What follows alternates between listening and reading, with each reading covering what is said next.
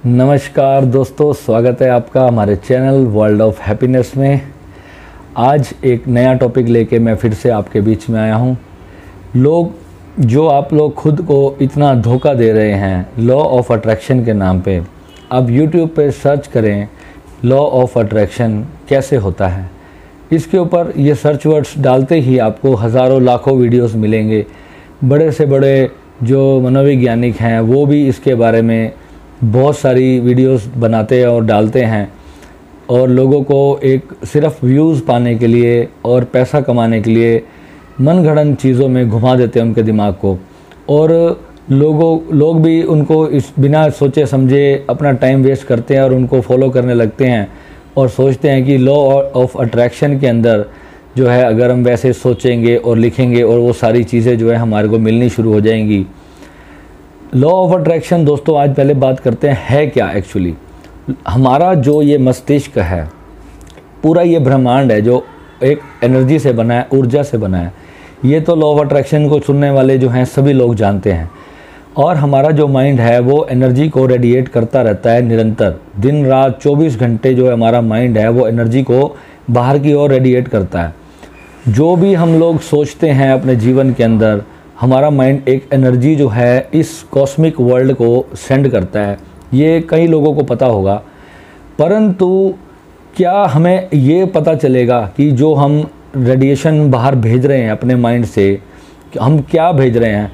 क्योंकि 90% जो होता है वो हमारा सबकॉन्शियस माइंड होता है और 10% ही जो है हमारा एक्टिव माइंड होता है, जो ये माइंड हमारी बॉडी के अंदर हमें दिखाई दे रहा है। सबकॉन्शियस माइंड जो होता है, अवचेतन मन उसको बोलते हैं, वो भी उसके बारे में भी बहुत सारे लोग अपनी टिप्पणियां करते रहते हैं और उसके बारे में बहुत सारी बुक्स भी पढ़ते हैं। नेट पे, गूगल पे भी बहुत सारी जानकारियां सबकॉन्शियस माइंड के बारे में भी बड़े बड़े वीडियोस मैंने देखे हैं और इतने इतने दावे लोगों के हैं। पर जब उनके नीचे आप लोगों के कमेंट्स पढ़ोगे जिन्होंने पूरी ईमानदारी से 1-2 साल उन लोगों को फॉलो किया, उसके बाद भी जब रिज़ल्ट ज़ीरो आया तब लोगों को समझ में नहीं आया कि हमने समय बर्बाद किया और हमारे को जो है कुछ भी प्राप्ति नहीं हुई। अब इसके बारे में आज मैं आपको कंप्लीट जानकारी दूंगा, जो एक मेरे अनुभव के आधार पे है, जो कि मैंने किसी की सुनी सुनाई बातें जो है मैं अपने चैनल पे आपको पता है नहीं करता। जो चीज़ जब तक मेरे अपने एक्सपीरियंस में ना आए, चाहे मुझे 1 महीने तक कोई टॉपिक नहीं समझ आए, ये टॉपिक पिछले 4 महीने से मेरे दिमाग में था, पर मैं इसके ऊपर अभी और पूरी रिसर्च भी कर रहा था। पर जो अभी मेरी पुरानी रिसर्च है मैं उसके ऊपर ये वीडियो बना रहा हूँ। जो चीज़ें मैंने अपनी लाइफ में क्रिएट की हैं वो इतनी इम्पॉसिबल चीज़ें थी, जो कि अगर मैं अपनी औकात को देखूं, कि मैं अपने लेवल को देखूं कि मैं जहां खड़ा था और वहां से जो है मैंने उन चीज़ों को जब अपनी लाइफ में क्रिएट करना शुरू किया तो एक असंभव सी बात होगी। अगर मैं उस समय अपने पेरेंट्स को भी कहता था कि हाँ मम्मी पापा मैं देखो ना ये करके दिखाऊंगा आपको एक दिन, तो मेरे घर वाले भी कहते थे ये तो इम्पॉसिबल है, तू सारी उम्र लगा रहा है तब भी तेरे से नहीं होना। मेरे फ्रेंड्स भी उसके बारे में मुझे यही कहते थे कि ये जो चीज़ है आप कभी भी क्रिएट नहीं कर पाओगे। मेरी पास 10 रुपये भी मेरी जेब में नहीं थे और लॉ ऑफ अट्रैक्शन के बारे में मैंने पढ़ना समझना शुरू किया। मेरे गुरुदेव ने भी मुझे इसके बारे में बहुत अच्छा ज्ञान दिया और सबकॉन्शियस माइंड को कैसे क्लीन करना है उसके बारे में भी बहुत सारी नॉलेज मुझे प्राप्त हुई। और उसके बाद मैंने उसको सब कुछ जो है अपने मेडिटेशन के अंदर वो प्रयोग करने शुरू किए। वो सारे प्रयोग जो है मैं अपने ऑनलाइन कैंप्स में भी करवाता हूँ। अगर आप लोग भी उस लेवल में जाना चाहते हैं तो आप, मेरा नंबर नीचे फ्लैशबैक चल रहा होगा, तो आप जो है उस नंबर पे मुझे व्हाट्सएप कर सकते हैं और कोर्सेज़ के बारे में, फ़ीस वगैरह, चार्जेस की सभी जानकारी जो है आपको मैं दे दूँगा। बहुत ही बड़ा रिज़ल्ट आपको मिलेगा, क्योंकि लॉ ऑफ अट्रैक्शन जो है, आज का वीडियो थोड़ा मैं लंबा भी करने वाला हूँ, बिकॉज़ ये एक टॉपिक ही ऐसा है कि जो है कि अगर मैंने आपको 2-4 मिनट में अगर इसके बारे में बता दूँ तो दोस्तों समझ नहीं आएगा। आज के ये 20-25 मिनट जो हैं आपकी पूरी लाइफ को बदल सकते हैं। तो इसलिए जो है इस वीडियो को पूरा अंत तक देखना, इस वीडियो को मिस मत करना अगर सच में कुछ जीवन में कुछ प्राप्त करना चाहते हो आप। तो दोस्तों आज हम सबसे पहले बात करते हैं लॉ ऑफ अट्रैक्शन के लिए सबसे पहला इंस्ट्रूमेंट क्या है। सबसे पहला इंस्ट्रूमेंट हमारा जो है हमारा माइंड है। माइंड का काम है एनर्जी को रेडिएट करना, जो कि एक वेव्स जो होती हैं, वही वेव्स हैं जिससे ये पूरा ब्रह्मांड बना है। ये जो वेव्स हैं, हम अगर कुछ सोचते हैं, सपोज़ करो कि हम पहले हमने आँखों से हमने एक गाड़ी देखी, रोड पे एक बहुत अच्छी गाड़ी जा रही है, और हमने उस गाड़ी को देखा और हमारा मन किया काश ये गाड़ी मेरे पास हो, हम सपने बुनने लगे। ठीक है, तो अगर हमने वो सपना अपने मन के अंदर भर लिया, आँखों का काम है एक स्कैन करके उसको कोई भी चीज़ हमने प्राप्त करने की इच्छा जागृत की, तो आँखों ने तत्काल उसकी एक इमेज क्लिक करके हमारे मन में भेज दी। हमारे मन के अंदर अब वो इमेज जो है स्टोर हो गई। अब क्या होता है, जब हम कुछ ऐसी एक्टिविटी करते हैं लाइक मेडिटेशन करते हैं या कुछ भी, हम और विचार करने लग जाते हैं, तो वो जो क्लिक की हुई इमेज है जिसको हम अपना ड्रीम बनाना तो चाहते थे, पर वो कहीं जाकर हमारे सबकॉन्शियस में गुम हो गई। यानी कि एक अनंत ब्रह्मांड है सबकॉन्शियस माइंड, एक ऐसा समुद्र है, वो इमेज जो है उसमें जाकर कहीं खो गई। बिकॉज हमने सोचा यार मेरी सैलरी तो 50,000 ही है, 20-30 हज़ार ही है, वो गाड़ी तो 2 करोड़ की है, मैं कहाँ से ले लूँगा। यानी हमने सबकॉन्शियस में एक और मैसेज डाला कि ये चीज़ जो है मेरे लिए प्राप्त करना थोड़ा मुश्किल है, ये तो अभी असंभव सी है। तो हमने उसको कहीं रख लिया। अपनी इच्छा तो हमने बना ली, पर इच्छाओं की जो लिस्ट है वो बहुत बड़ी होती है हमारी, पर हमने उस इच्छा को कहीं पर एक कोने के अंदर अपने स्टोर करके रख लिया। चलो कभी पैसा आएगा तो ये भी काम कर लेंगे, पर हमने उस इच्छा के ऊपर कोई वर्कआउट नहीं किया। फिर हमने कोई बाइक देख ली। अच्छा, बाइक जो है वो छोटी सी इच्छा है और 1,50,000 की मिल जाती है, तो हमने जो है हमने सोचा यार ये तो बड़ी जल्दी आ जाएगी, चलो बाइक ही ले लेते हैं। तो जो हमने बड़ी इच्छा की थी और जो छोटी इच्छा की थी उसमें और उसमें हमारा जो बजट है ना वो छोटी इच्छा को मैच कर जाता है। 1-2 साल के अंदर चलो भाई कहीं से लाख रुपए आ गए और हमने जो है वो बाइक परचेज़ कर ली। अब जो है जो हमने पहले इच्छा की थी वो वहीं की वहीं कहीं खो गई, दब गई, मर गई। तो धीरे धीरे करते करते ऐसे ही हमारी 30-40-50 साल की उम्र हो जाती है और जो है वो इच्छाएं हमारी पड़ी रह जाती हैं और बुढ़ापे में सोचते हैं यार हमने तो लाइफ में कुछ किया ही नहीं।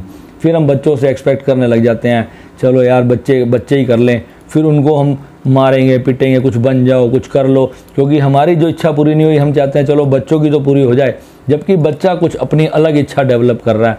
वो हो सकता है उसको बहुत बड़े घर की इच्छा हो या वर्ल्ड टूर की इच्छा हो, या किसी ने चांद पर प्लॉट लिया। सुशांत सिंह राजपूत ने, मैंने सुना था अभी, ये चांद पर प्लॉट लिया।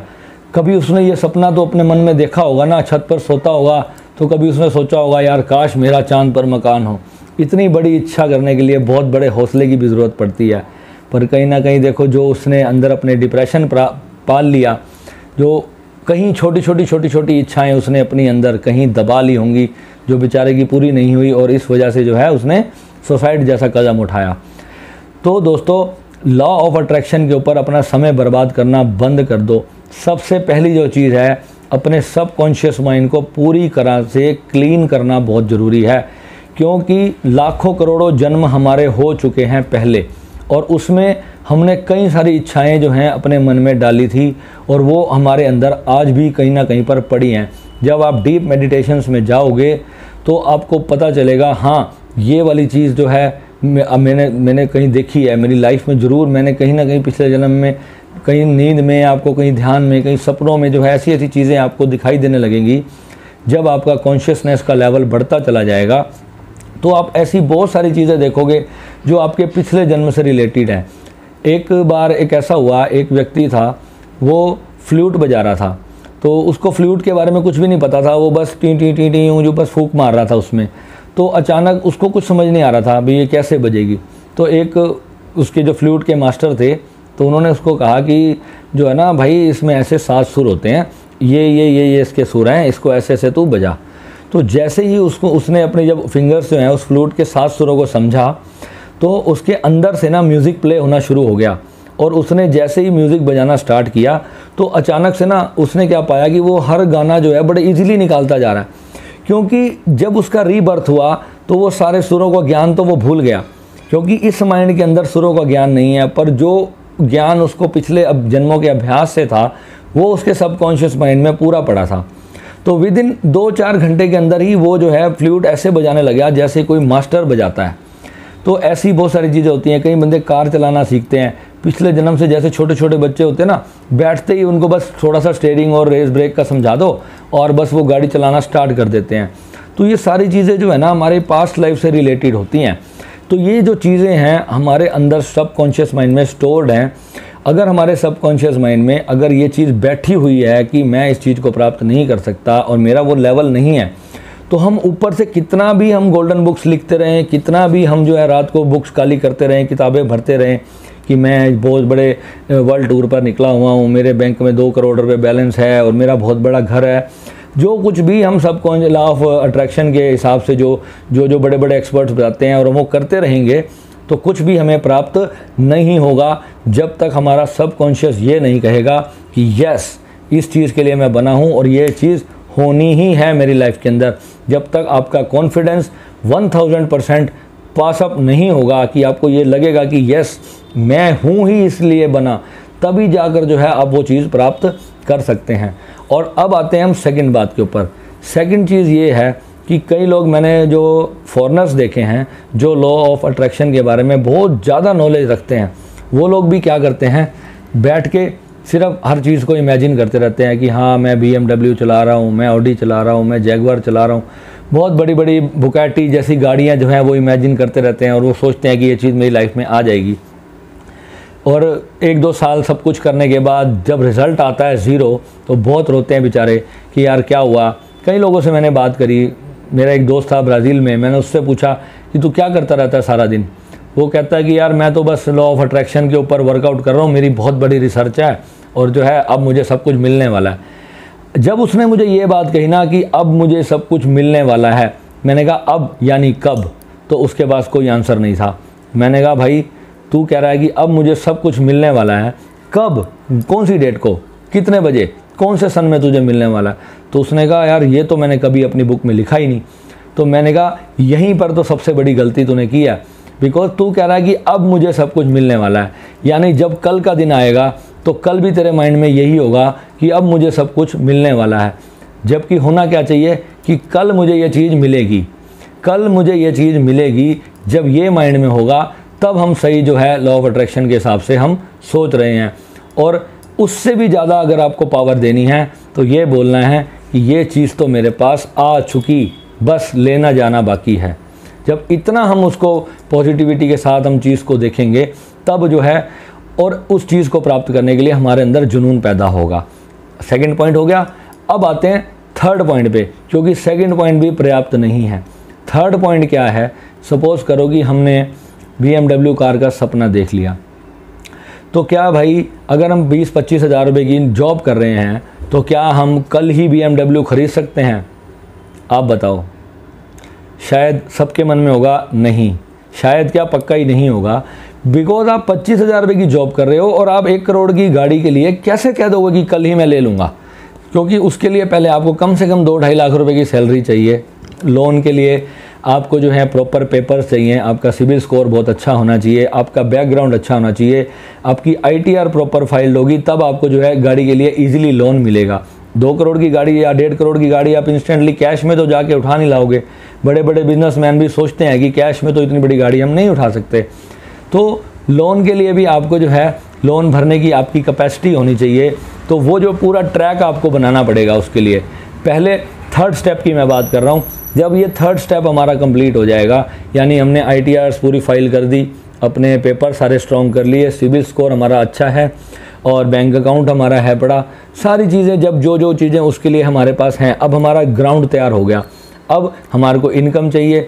इनकम कितनी चाहिए? सपोज़ हमने BMW गाड़ी के लिए 50 हज़ार रुपये हमने EMI रखनी है पर मंथ की, तो एटलीस्ट कम से कम 1.5-2 लाख रुपए हमारा घर का भी खर्चा होगा। अगर हम 50 हज़ार रुपये की गाड़ी सोच रहे हैं, 50-60 हज़ार रुपये की हमारी ITR भी जाएगी, इंश्योरेंस भी जाएंगे, हेल्थ क्लेम भी जाएंगे, बहुत कुछ हमें भरना पड़ेगा। यानी कि 3-4 लाख रुपए की इनकम हमें चाहिए अगर हम 2 करोड़ की गाड़ी अपनी लाइफ में इमेजिन करते हैं। तो उसके लिए अगर हम 50 हज़ार रुपये की EMI के लिए जब तक कोई प्लान हमारे पास नहीं होगा, पर हम गोल्डन बुक्स में लिखते ही जा रहे हैं, मेरे पास BMW, मेरे पास ऑडी, मेरे पास फलाना, मेरे पास ढिमकाना, कोई हवाई जहाज सोचता है, तो भाई ऐसे कुछ भी नहीं होने वाला। छोटी गाड़ी सोच लो, जितनी तुम्हारी औकात है उसी हिसाब से सोच लो। छोटी बाइक सोच लो। पहले कम से कम उस लेवल पे तो आओ कि कम से कम आप 50 हज़ार रुपये का गवर्नमेंट आपको लोन भी दे दे, या 5-10-20 लाख का आपको लोन भी दे दे। जब तक आपके वो चीज़ें ही नहीं है, ग्राउंड ही नहीं है, और बड़ी बड़ी चीज़ें इमेजिन करके बैठे हुए हैं। अच्छा, फिर एक चीज़ लिखते हैं, फिर अगले दिन जो है दूसरी चीज़ लिखते हैं। एक लड़के का उस दिन मेरे पास व्हाट्सअप आया, कहता है भैया मेरी शादी नहीं हो रही, मैं क्या करूं, मैं बड़े दिनों से गोल्डन बुक में लिख रहा हूं। शिवयोगी भाई है अपना। तो मैंने कहा भाई एक बात बता, तू मुझे बोल रहा है कि मेरी शादी नहीं हो रही, पहली चीज़ ही तूने यही बोल दी कि मेरी शादी नहीं हो रही, तो बता मैं कैसे कराऊंगा। पहले तो अपने मन को ही लेके पॉजिटिव नहीं है, तेरा मन ही अपने आप अंदर से नेगेटिव है।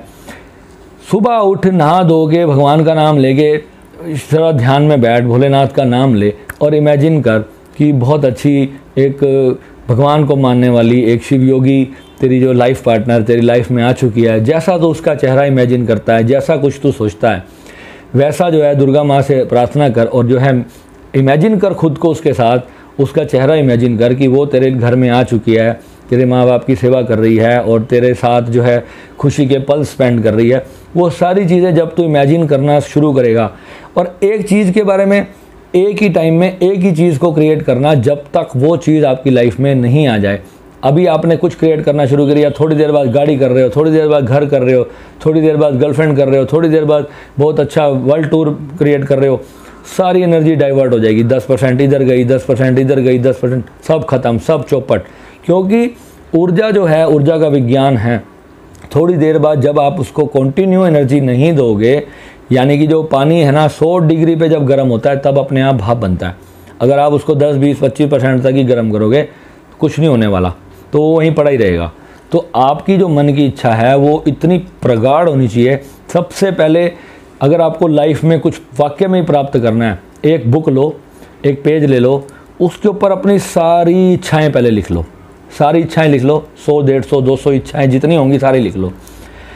अब उसमें देखो अफोर्डेबल इच्छाएं और नॉन अफोर्डेबल इच्छाएं, दोनों में से कौन कौन सी चीज़ें जो हैं आप अभी अफोर्ड कर सकते हो और कौन कौन सी इच्छाएं हैं जो अभी आपके बजट से बाहर हैं। तो जो अफोर्डेबल है ना, उनको तो एक कागज़ पे लिख के फाड़ के फेंक दो, वो तो मुझे पूरी ही नहीं करनी, ये तो मैं जब मर्जी कर लूँगा। अब जो नॉन अफोर्डेबल इच्छाएँ हैं उसके अंदर आप सपोज़ करो आपने 50 नॉन अफोर्डेबल इच्छाएँ अपनी लिख ली। अब नॉन अफोर्डेबल इच्छाओं का जो आप देखो इसमें कौन कौन सी चीज़ें ऐसी हैं जो वाकई में यार मुझे करनी है लाइफ में, अगर ये नहीं किया ना तो यार ज़िंदगी साली जी ही नहीं। वो कुछ 5 इच्छाएं जो होंगी उसमें से जो है वो एक अलग पेज पे आप लिख लो कि यार ये पहले करनी है। अब बाकियों को ना फाड़ के फेंक दो, ये मुझे चाहिए ही नहीं अपनी लाइफ के अंदर। अब उसके बारे में नहीं दिमाग लगाना, ये सोचना नहीं है कि अब मुझे वो भी करनी है। जो आपने अभी 5 इच्छाएँ लिखी हैं सिर्फ उसी पर पूरा ध्यान हम अभी देंगे। अब 5 इच्छाओं में से अब आप एक उठा लो जो बस मुझे अभी चाहिए और आज की डेट के अंदर चाहिए। चाहे वो बहुत बड़ी इच्छा होगी यार, मेरी तो खैर बड़ी छोटी छोटी सी इच्छाएं हैं और ऑलमोस्ट भोलेनाथ की कृपा से सारी पूरी कर दी लाइफ में। टेंशन मैं लेता ही नहीं क्योंकि मैं ज़्यादा लाइफ में सोचता ही नहीं कि मुझे ये करना है, मुझे वो करना है। क्योंकि मन जितना अगर आपका शांत होगा ना अंदर से, यानी ज़्यादा इच्छाएँ भी अगर आप अपने अंदर बना लोगे तो बहुत ज़्यादा दुखी हो जाओगे। सबसे खुश इंसान दुनिया के अंदर वही होता है जिसके मन में कोई इच्छा ही नहीं होगी। क्योंकि ना जब ज़्यादा इच्छाएं हमारे मन के अंदर होंगी तो क्या होगा यार, पूरी सभी तो पूरी होती नहीं इस दुनिया के अंदर। इच्छा रहित मन जब आपके पास आ गया, वो सबसे टॉप इच्छा मेरे बाबा जी कहते हैं, ओशो भी यही बात समझाते हैं, जब इच्छा रहित आपका मन हो जाएगा, बुद्ध ने यही बात कही, तो जो है आपको सब मिल गया। उसके बाद तो फिर कुछ प्राप्त करने की ज़रूरत ही नहीं है। पर फिर भी बहुत से भाई बहन ऐसे होते हैं जो कहते हैं कि सच में यार भाई मुझे ये चीज़ प्राप्त करनी है, मेरे इसका बिना मेरा दिल नहीं लगता। कई बार ईगो हमारी इतनी हार्ड हो जाती है कि उसको प्राप्त किए बिना हमारा दिल ही नहीं लगता। तो जो है इच्छा रहित मन तो खैर बहुत बड़ी लेवल की चीज़ है, उसके ऊपर फिर कभी बात करेंगे। पर अभी जो हमारा टॉपिक था, आपने एक जो मेन इच्छा जो आपको सबसे ज़्यादा परेशान करती है, आप उसको आपने लिख लिया। अब उसके बारे में जो है ना अब सोचना शुरू करो कि ये चीज़ मेरी पूरी हो रही है, ये चीज़ मेरी पूरी हो चुकी है। सपोज़ करो आपने BMW गाड़ी के लिए ही इच्छा की, पर अब आप सोचो कि आपकी 20-25 हज़ार सैलरी है, BMW आ जाएगी? नहीं आएगी। थोड़ी पहले बड़ी गाड़ी क्रेटा इमेजिन कर लो, या इको स्पोर्ट्स इमेजिन कर लो, या थोड़ी और फॉर्चूनर तक पहुंच जाओ। थोड़ी इच्छा करके थोड़ा बड़ा लेवल बढ़ाओ, धीरे धीरे स्टेप बाय स्टेप। जब वहाँ तक आपका सिस्टम बन जाएगा फिर थोड़ा और बड़ा सोचना। धीरे धीरे होता है ना, स्टेप बाय स्टेप आप चढ़ोगे तो वो इच्छा भी दूर नहीं है, वो भी आपको मिलेगी ज़रूर। ठीक है, तो उसके बाद जो है अब उसके बारे में आपने सोचना शुरू करना है। अब उसी को इमेजिन नहीं करते रहना, अब ये सोचना शुरू करो। अब नेक्स्ट स्टेप पे आओ, अपनी जो आप गोल्डन बुक बनाते हो उसमें अब नेक्स्ट पेज पे आप लिखो कि ये चीज़ जो है किन किन रास्तों से जो है मैं यहाँ तक पहुँच सकता हूँ। ऐसे 5, 7, 10 रास्ते जो हैं आप सोचो कि how to earn money, YouTube पे लिखो business ideas, new business ideas, इस तरह के जो हैं how to open some restaurant, how to start a new business in very low budget, इस टाइप की जो है फिर चीज़ें आप जो है अपने माइंड में सोचना स्टार्ट करो। बहुत बड़े जो है नौकर से अच्छा है कि बहुत छोटे मालिक बन जाओ। पहले ही दिन अपनी जॉब छोड़ दो, चाय की दुकान खोलनी पड़े चाय की दुकान खोल लो, ब्रेड पकोड़े समोसे की दुकान खोलनी पड़े वो खोल लो, छोटा मोटा कोई ठेला लगा लो, कुछ भी कर लो, बट पहले बड़े नौकर से बढ़िया जो है एक छोटे बिजनेसमैन बन जाओ, एक छोटे जो है मालिक बन जाओ। अपना काम पहले स्टार्ट कर लो। जब आपका अपना बिजनेस होगा तब आप बड़े से बड़ी चीज़ भी इमेजिन कर सकते हो, बड़े से बड़ी चीज़ भी जो है आसानी से प्राप्त करने के बारे में सोच सकते हो। अब जो है उन रास्तों पे जो है अपना पूरा फोकस लगा दो कि किस किस रास्तों से जो है मैं यहाँ पे अचीव कर सकता हूँ। कुछ अच्छे रास्ते भी आपके माइंड में आएंगे, कुछ बुरे रास्ते भी आएंगे जिसमें आपको लगेगा कि मैं कोई चोरी डकैती कर लूँ, तो ऐसा मत सोचना भाई अच्छा रास्ता सोचना। लीगल तरीके से जो है बहुत सारे कानूनी दाव पेच भी होते हैं, कानूनी जुगाड़ भी होते हैं। बहुत सारी इंडिया के अंदर ऐसी स्कीम्स हैं पड़ी जो कि है गवर्नमेंट से कोई लोग दाव पेच लगा लेते हैं यार। गवर्नमेंट के जो एमएलएज होते हैं, ये जो एमसी वगैरह होते हैं, इनके कोई टेंडर टुंडर में झोल झाल कर लेते हैं, तो वहाँ से भी आपको इनकम हो सकती है। मतलब ये भी एक तरह का 2 नंबर का ही काम होता है। जिसके पास कुछ भी नहीं होता ना, तो वो इन चीज़ों में ही दिमाग लगाता है और वहाँ से कोई ना कोई उसको रास्ता मिलता ज़रूर है। पर आप जब ये सोचोगे ना कि कौन सा रास्ता अच्छा है और कौन सा बुरा, तो आपको 2 ऑप्शन मिलेंगी। अब उन दोनों में से आपने एक सिलेक्ट करनी है जो आपका मन एक्सेप्ट करे। हाँ, और आपकी जो सर्कमस्टांसिस है कि यस मेरी मजबूरी है यार, मुझे इसको प्राप्त करना ही है और इसके लिए मैं बनाऊं और एनी कॉस्ट मुझे इसको प्राप्त करना है, ठीक है। तो जो है आप उस रास्ते को जो है अपनी लाइफ के अंदर अपना लो और उसके ऊपर अपना वर्कआउट करो। तन मन धन से दिन और रात उसी के बारे में सोचना है, सुबह शाम दोपहर रात, बस वही एक इच्छा के बारे में सोचना है। तीसरी चीज़ या दूसरी चीज़ आपने नहीं सोचनी। मैं आपको दावे के साथ लिख के कहता हूँ, धीरे धीरे वो जो रास्ता है वो आपको अपने ऊपर खींच भी लेगा और जो है आप उस पर दौड़ना शुरू करोगे। फिर उसके बाद जो है अब आपने ये सोचना है कि मुझे वो काम कब करना है, कौन से सन में करना है, कौन से ईयर में करना है, किस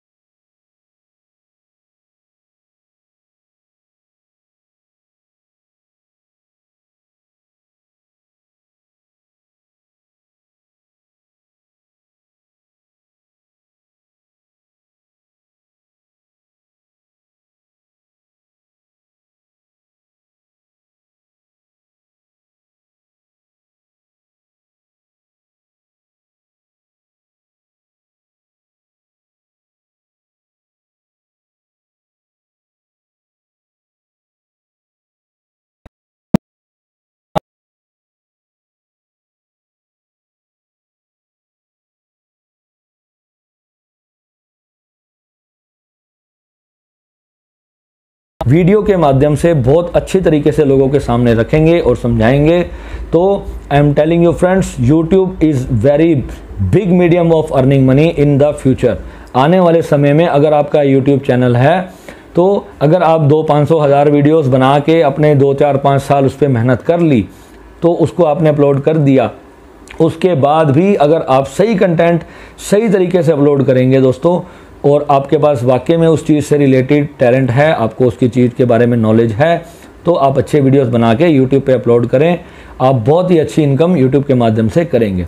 ठीक है दोस्तों, तो आज वीडियो बहुत लंबा हो गया। मिलते हैं नए वीडियो के साथ बहुत जल्दी। नमः शिवाय।